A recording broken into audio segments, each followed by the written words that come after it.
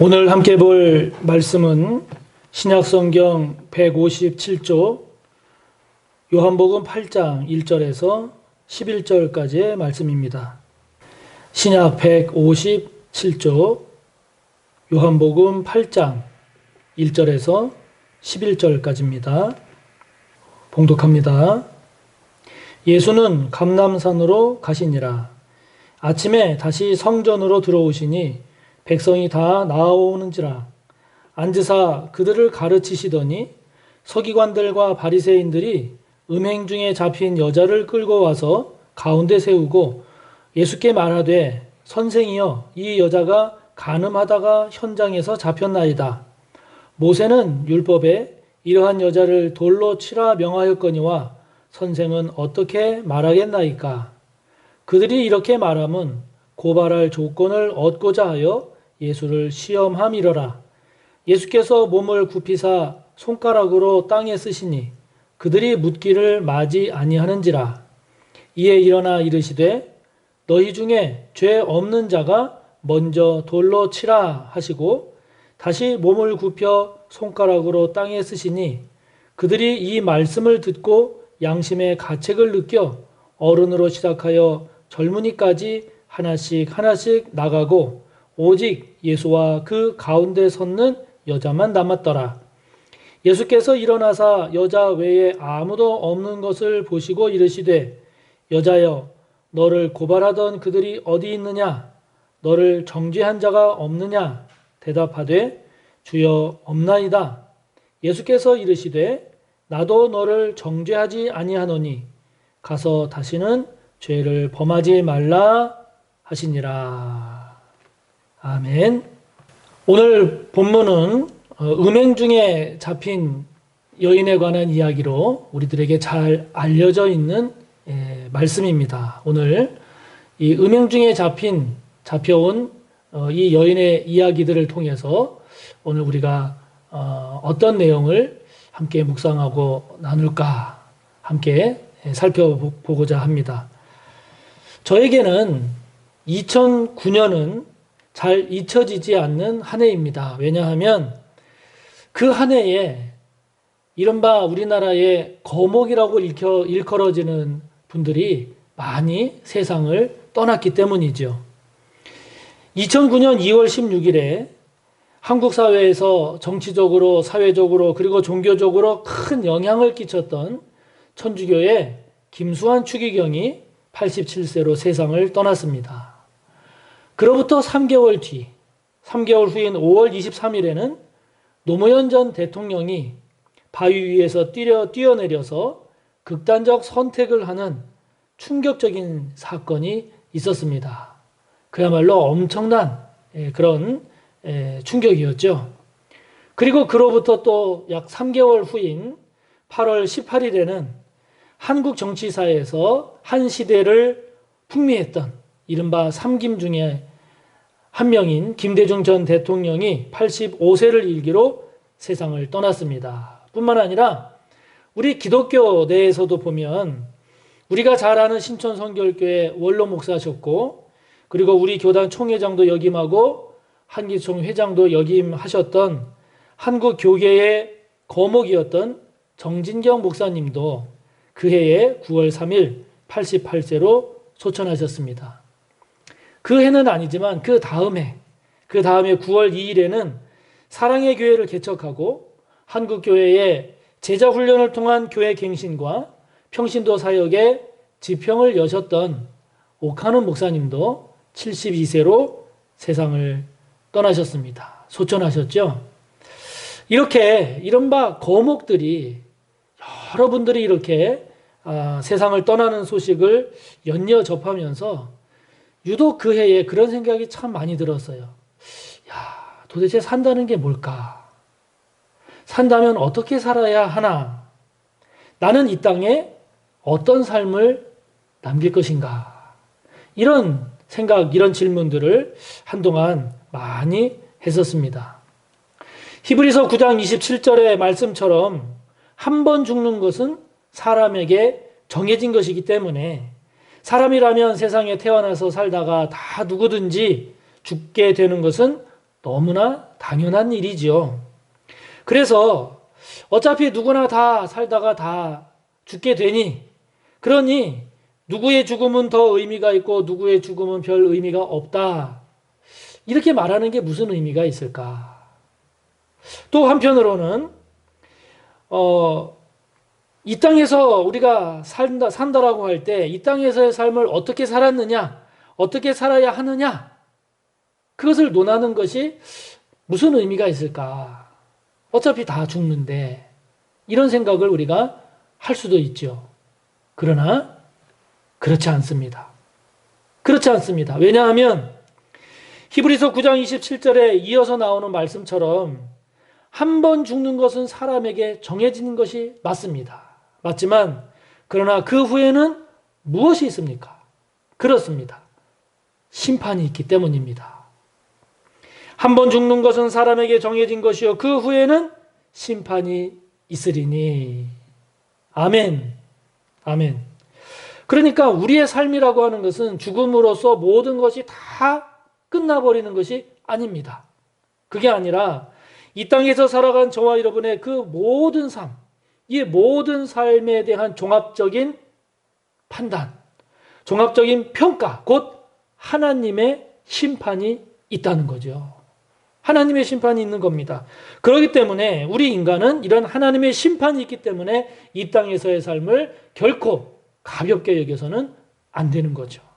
안 됩니다. 마태복음 3장 12절에 예수님 말씀하시는 것처럼 손에 키를 들고 자기의 타작마당을 정하게 하사 알곡은 모아 곡간에 들이고 쭉정이는 꺼지지 않는 불에 태우시리라 하는 주님의 말씀처럼 알곡은 모아서 곡간에 쌓여지는 들어가는 그런 인생이 있는가 하면 또 어떤 인생은 쭉정이로서 꺼지지 않는 그런 불에 태워지는 그런 인생도 있다는 것 아닙니까? 그렇기 때문에 우리의 삶을 결코 가볍게 또 함부로 살아서는 안 된다 하는 것이죠. 우리가 그런 관점에서 보면 오늘 본문의 내용을 우리가 잘 살펴보면 세 유형의 삶의 모습을 우리가 발견하게 됩니다. 첫째는 간음하다가 현장에서 잡힌 여인이 보여주는 삶이고요. 둘째는 서기관과 바리새인들이 보여주는 삶의 모습이고, 그리고 세 번째는 주님이 예수께서 보여주신 삶의 모습입니다.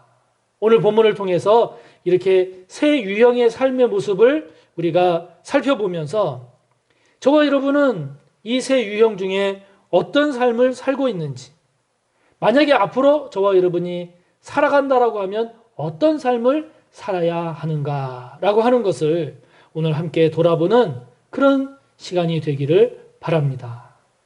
자, 그러면 먼저 간음하다가 현장에서 잡힌 여인입니다.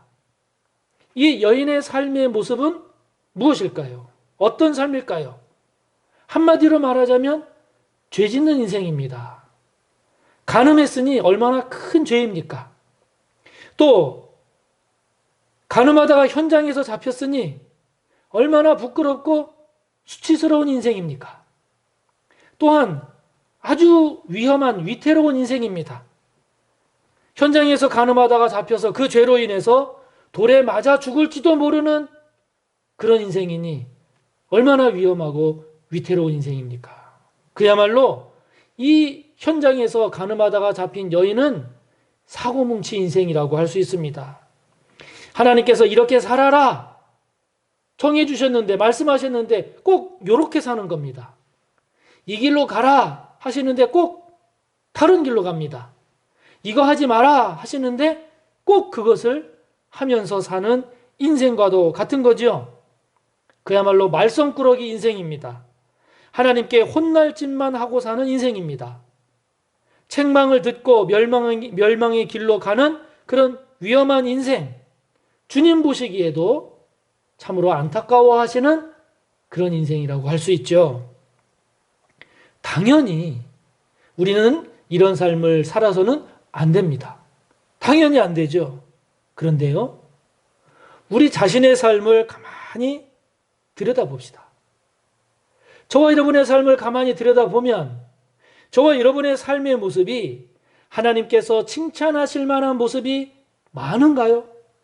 아니면 하나님으로부터 책망들을 삶의 모습이 많은가요?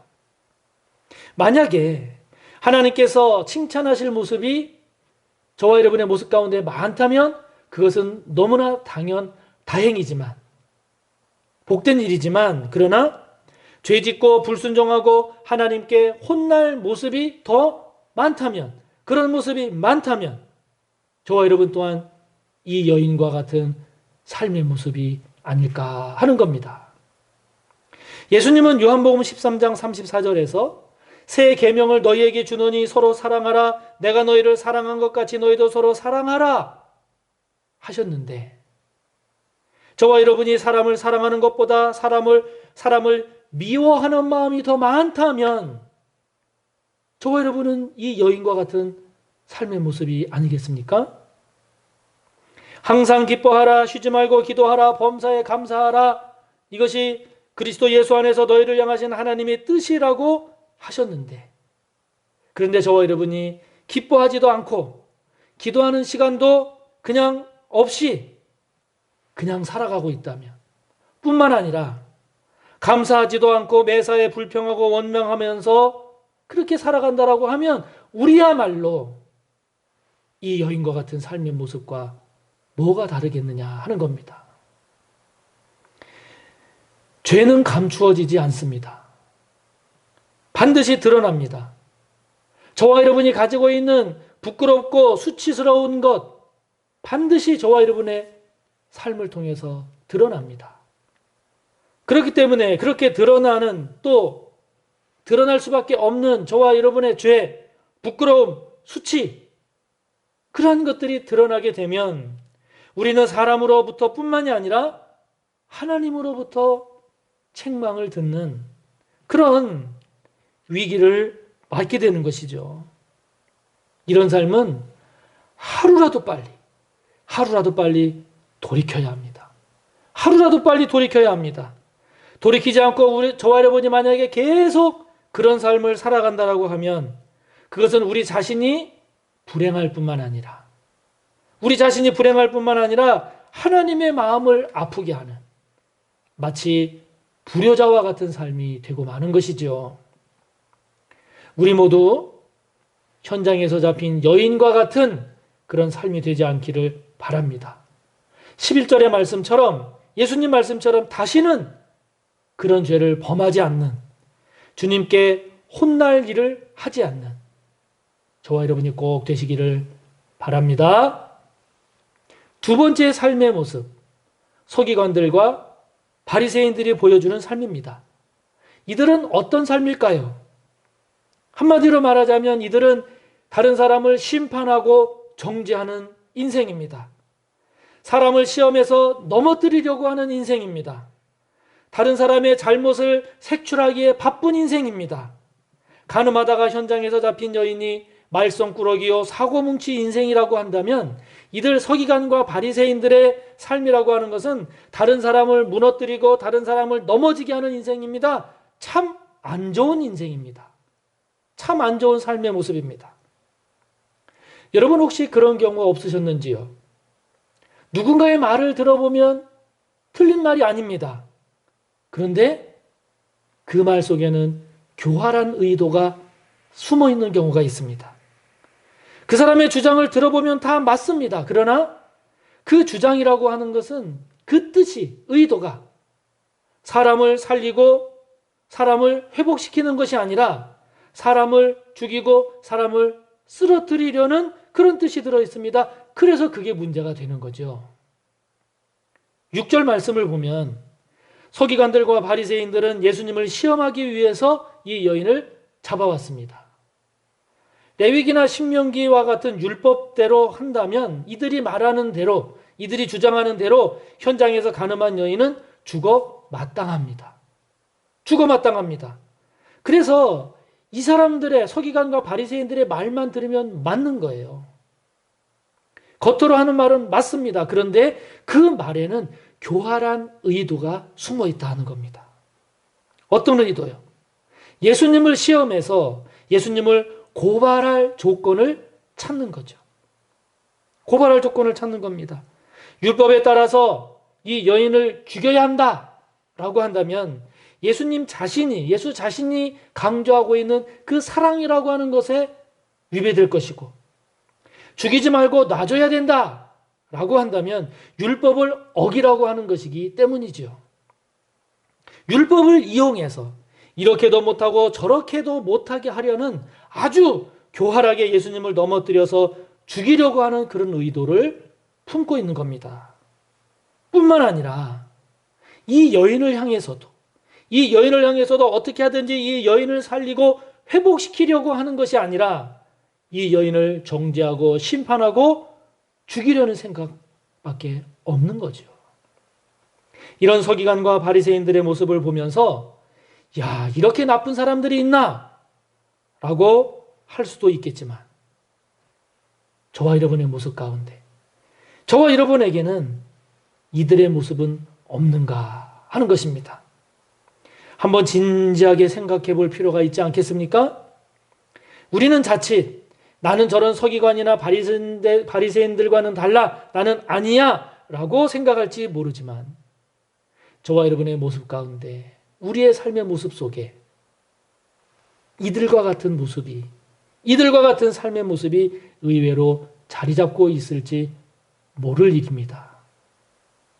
다른 사람을 쓰러뜨리기 위해서 교활하게 꾀한 적은 없는지요?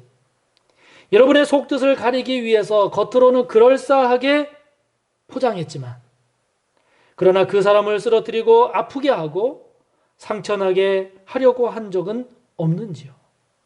만약에 우리의 모습 가운데 그런 게 있다면 저와 여러분 또한 서기관과 바리새인의 모습과 다르지 않지 않습니까? 나는 다른 사람을 살리는 사람인가? 죽이는 사람인가? 나는 다른 사람을 일으켜 세우는 사람인가? 아니면 쓰러뜨리는 사람인가?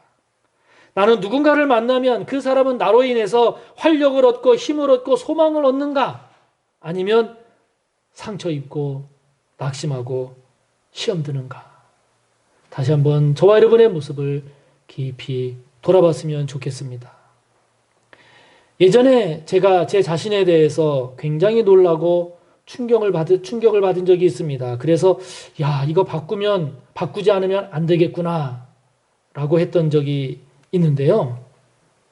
제가 이렇게 사람들과 이야기를 나누면 그 대화의 결과가 상대방의 의지를 꺾거나 상대방의 뜻을 가로막는 모습이 자꾸 깨달아지는 겁니다.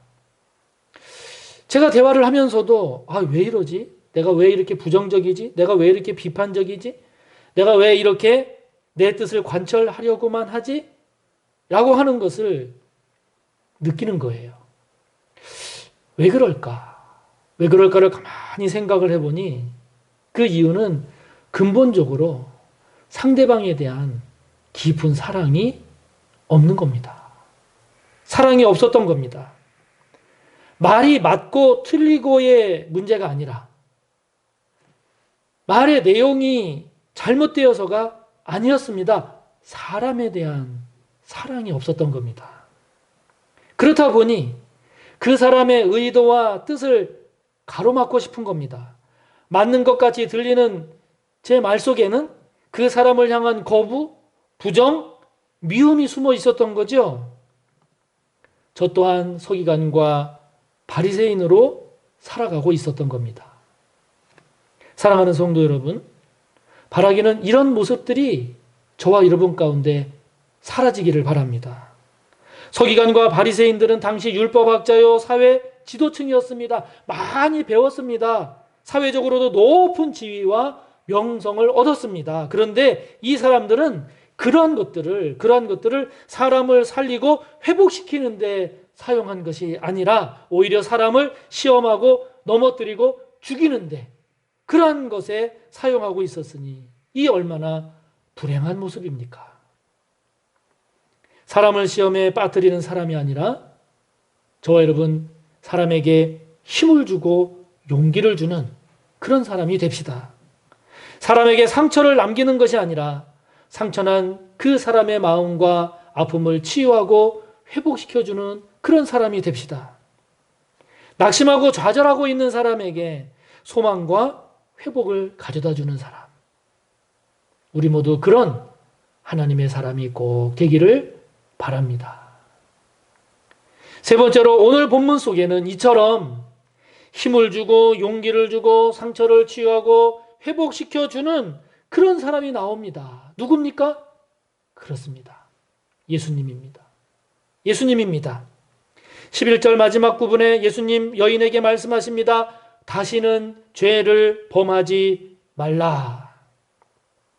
예수님은요, 이 여인이 범한 죄에 대해서 그 죄를 죄라고 분명하게 말씀하십니다.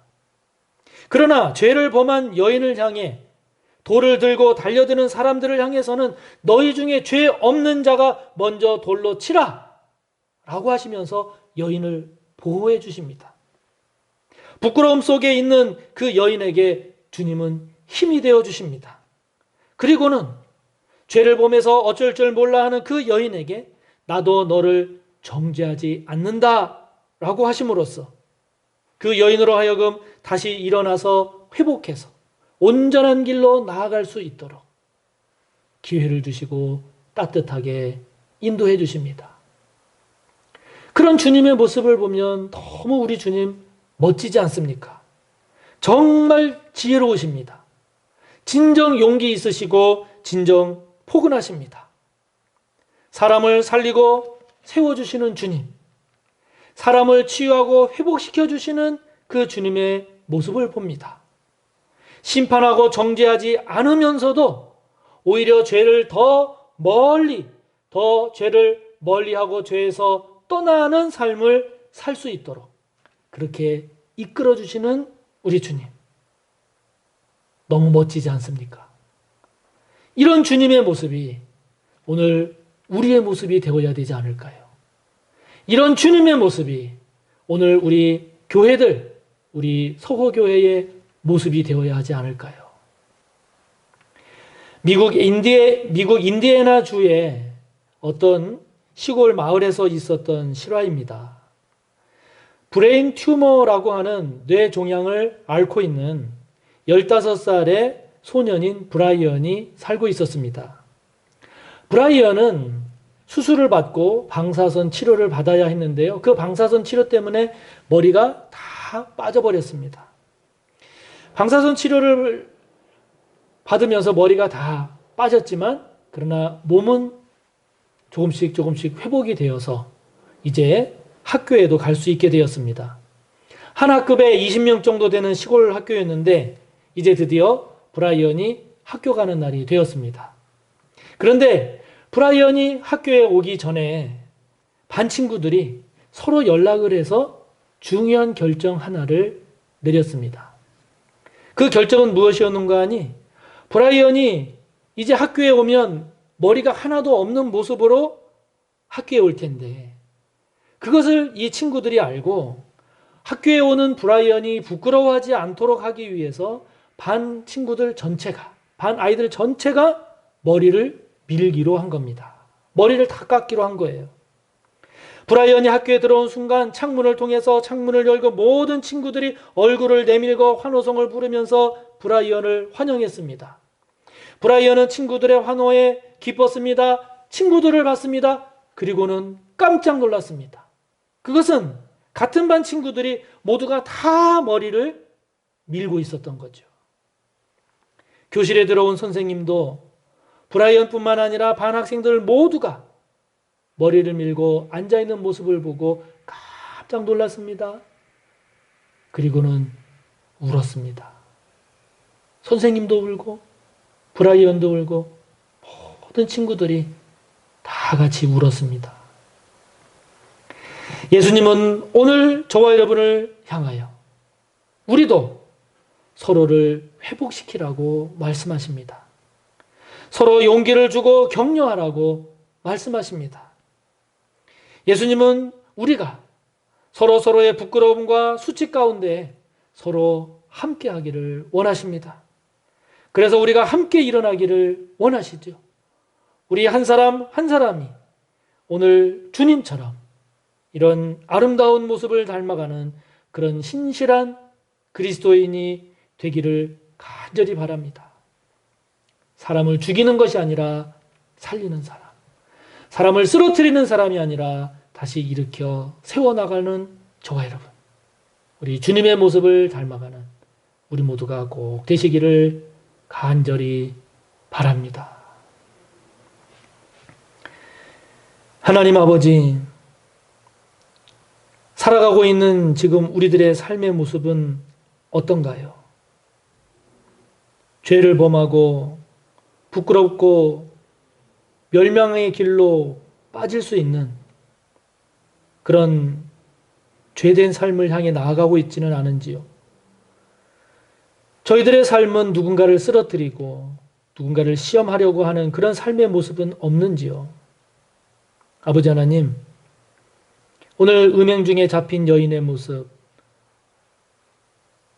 그를 붙잡아다가 예수님을 시험하여 예수님을 죽이려고 하는 서기관과 바리새인들의 모습, 그런 모습들 가운데서도 여인을 회복시키고 생명을 살리고 우리에게 진정 신실한 그리스도인의 삶의 모습이 무엇인지를, 또 무엇이 되어야 하는지를 보여주신 주님의 모습을 묵상하며, 아버지 하나님, 저희들 주님의 모습을 조금이라도 더, 주님의 모습을 더욱더 닮아가는 저희들 되기를 원합니다. 사람을 살리는, 육신만이 아닌 영혼 전 삶을 살리는, 회복시키는, 일으켜 세우는 주님과 같은 그 삶을 살아가는 저희들 다 되게 하여 주옵소서. 예수님의 이름으로 기도하옵나이다. 아멘.